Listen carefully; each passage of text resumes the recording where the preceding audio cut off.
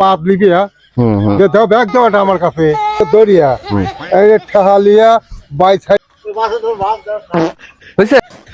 আসছি বাংলাদেশ পাট অধিদপ্তর থেকে আমাদেরকে নিয়োগ করা হয়েছে, বিশেষ করে আমার নিয়োগ করা হয়েছে যে 10 জন ব্যক্তির পাট সংরক্ষণ করতে হবে। ওই পাটের ভিতরে যে বায়োটা আছে, গ্যাসটা আছে, এটা কিভাবে কি কোন ব্যক্তির ভিতরে কি আছে, হ্যাঁ এই জিনিসটা তারা যাচাই বাছাই করবে, তারা দেখবে।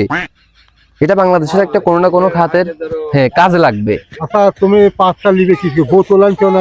না না না, এই ধরেন যে এই হাওয়ার ভিতরে আমরা এক প্রকারের দেখেন বাসনা আছে, এক প্রকার কেমিক্যাল যুক্ত করছি, ওইটা দিলে পারে মুসরাই দিলে পারে ওইটার ভিতরে থাকবে, বের হবে না। আমি তো তোমাকে এখন তো মাসি বিদ্যুৎ হ্যাঁ আমি যদি বাইরেটা যদি পা দানিয়ে দিই তাহলে আস্তে আস্তে বানাবে, কারণ ওখান থেকে তাহলে না শোনেন, আমি বলি শোনেন, এই জিনিসটা যদি আপনি দেন প্রথমত ওরা তো ধরেন যে ওরা তো বুঝবে যে আমরা আসলেও ভিতরে বায়ু আছে নাকি, ভিতরে পাদ আছে নাকি, কোনো কিছু আছে নাকি, এই জিনিসটা তোরা বুঝবে। যদি পাদ যদি না থাকে তাহলে বিষয়টা ধরেন যে হচ্ছে সমস্যা হয়ে যাবে।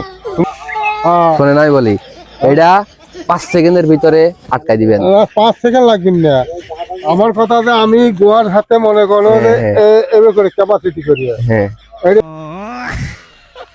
দরিয়া এই ঠাহালিয়া বাইছাড়িয়া তাহলে হবে 8টা মোটর দিয়ে আনলাম। ঠিক আছে কাকা বলি, তুমি এখানে থাকো, আমি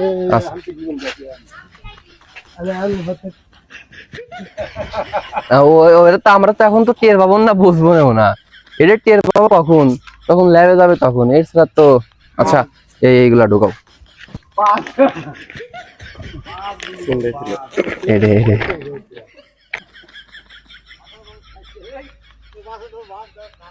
হয়েছে।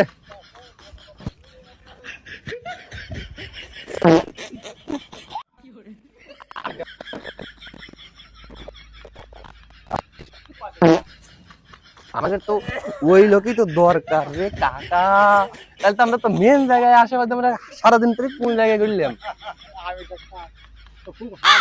লাস্ট সিজনে এই জায়গায় আসলাম তাহলে।